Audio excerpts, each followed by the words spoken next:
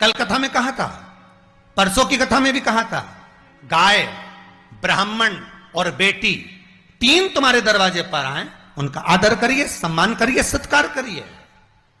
तीन को देने से कभी नहीं घटता।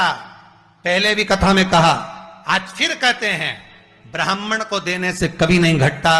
संत, ब्राह्मण, साधु, सन्यासी, तपस्वी, साधक, उपासक, इनको देने से कभी नहीं घटता। दूसरा, गौ माता को देने से कभी नहीं घटता। और तीसरा, बहन बेटी को देने से कभी नहीं घटता। इनको देने से बढ़ता है, घटेगा नहीं।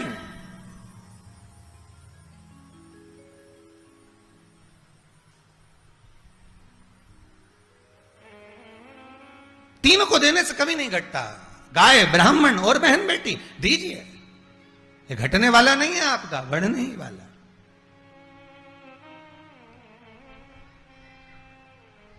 महाराज, आप मेरे दरवाजे पर आए हो, ब्राह्मण आज मेरे द्वार पर आया है और ब्राह्मण मेरे दरवाजे पर आया है। कितना सुंदर बात है महाराज। गाय तुम्हारे दरवाजे पर अगर आकर खड़ी है, रोज 9 बजे भोजन देते हो, रोटी देते हो, आज 11 बजे आ गई, वापिस पलट कर आ गई, समझ लेना कोई काल आने वाला था। गौ माता इसलिए दरवाजे पर आकर खड़ी हो गई है, कोई काल तुम्हारे सम्मुख में आने वाला था। गाय ने तुम्हारे घर का अन्न खाया है, इसलिए गौ माता ने उस काल का हरण कर लिया।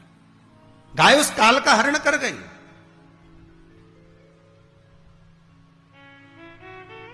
बहन बेटी तुम्हारे दरवाजे पर अचानक आ जाए, अचानक घर के लोग पूछे, क्यों जीजी आज कैसे आ गई तू, एकदम अचानक कैसे पहुंच गई तू? बस तेरी याद आ रही थी भैया, इसलिए पहुंच गई। अच्छा, बहन बेटी अचानक आ जाए, कुछ निकाल कर दे देना, काल को हरती है बहन बेटियां। क्यों कहते हैं कि शादी ब्याहों में, अन्य कार्यक्रम में बहन बेटी को बुलाओ? क्यों कहा जाता है सबसे पहले बहन बेटी को लेकर आओ? क्योंकि ये काल का हरण कर लेती, ये काल को हरती है।